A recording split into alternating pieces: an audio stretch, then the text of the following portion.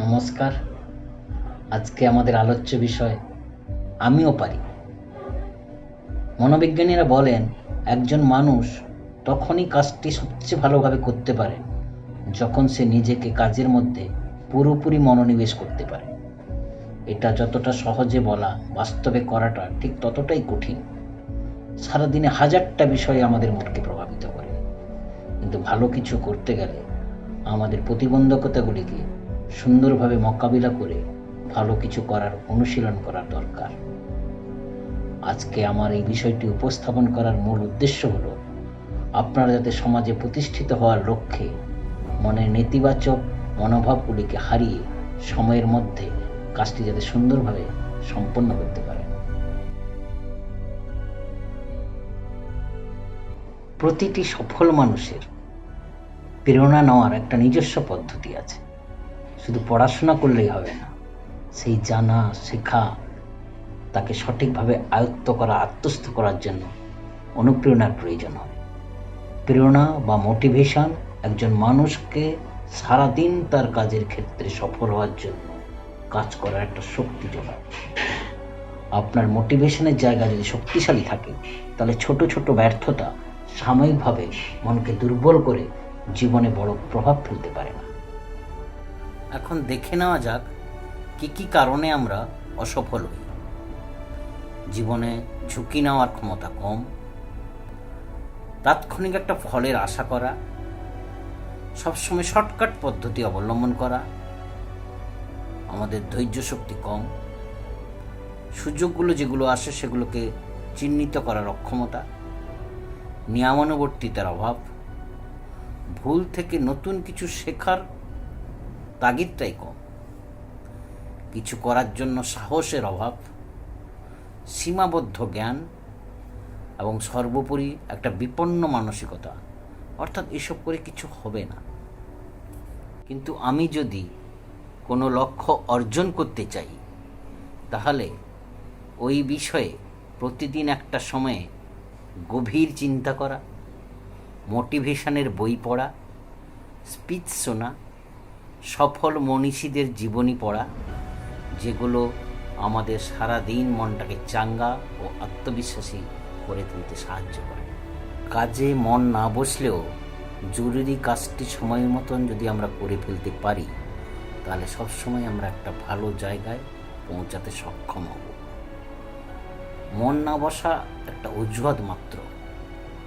মন বসছে কি বসছে না, ভালো লাগছে কি লাগছে না, এটা না ভেবে কাজ করে যাওয়াটাই জরুরি। তাই কাজ করে যেতে হবে। এটা কেউ সবসময় পারে, কেউ বা চর্চার মাধ্যমে।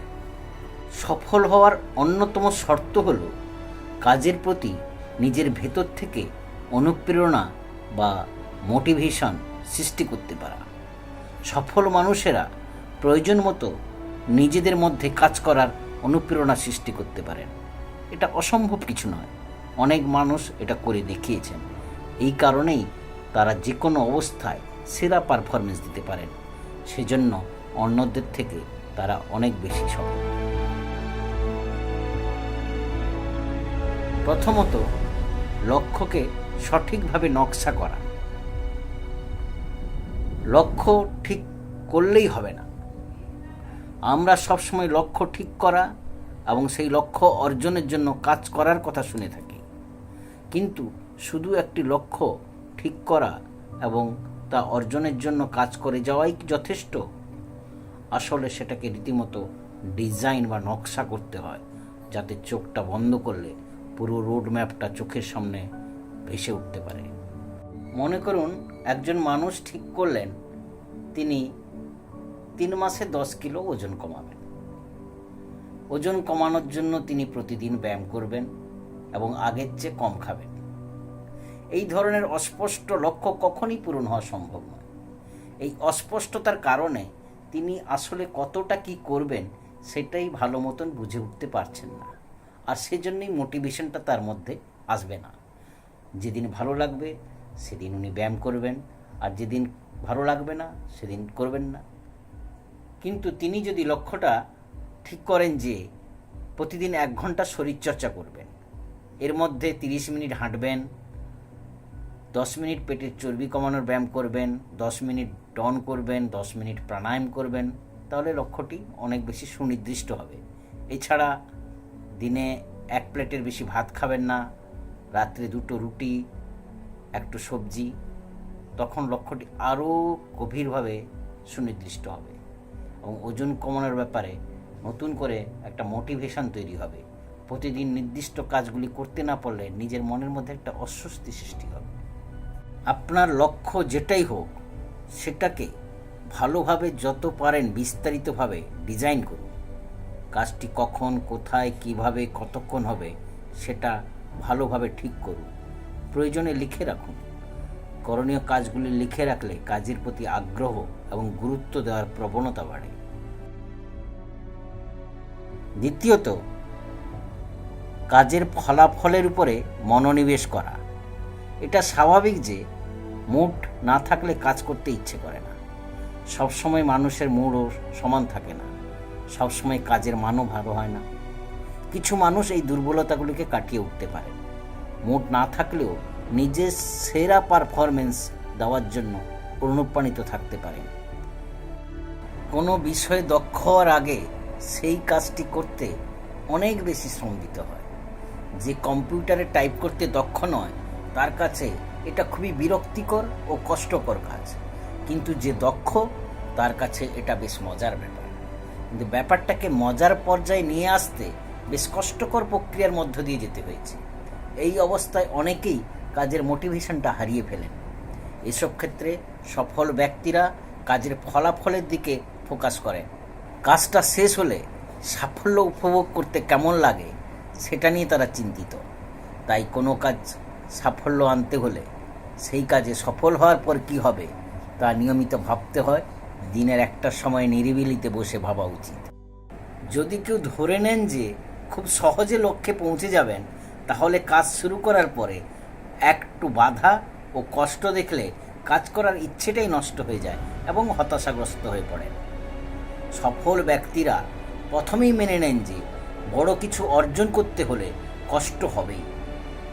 এখন এমন অনেক কিছুই করতে হবে যা উপভোগ্য নয়, কিন্তু তারপরও তারা সেই কাজগুলি সুন্দরভাবে করতে পারে। তারা এই সব কাজ করার সময়ে এবং কাজ করার আগে কাজে সফল হলে কি হবে তা ভেবে নেন। এটা তাদের কষ্টকর কাজ সুন্দরভাবে করার জন্য অনুপ্রাণিত করে। আমরা আমাদের চারপাশের মানুষদের দিকে খেয়াল করি, তাদের ভালো কাজ আমাদের প্রভাবিত করে।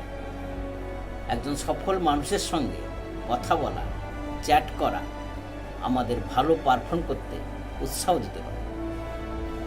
আপনি যদি এখন থেকেই আপনার স্বপ্নগুলোকে সত্যি করার পেছনে ছুটে না চলেন, একদিন আপনাকে কাজ করতে হবে অন্যদের জীবনে তাদের স্বপ্নগুলোকে সত্যি করার জন্য। যদি কোনো লক্ষ্য অর্জন অসম্ভব বলে মনে হয়, তবুও কখনই লক্ষ্য বদল করবেন না, তার বদলে কৌশল বদলে ফেলুন।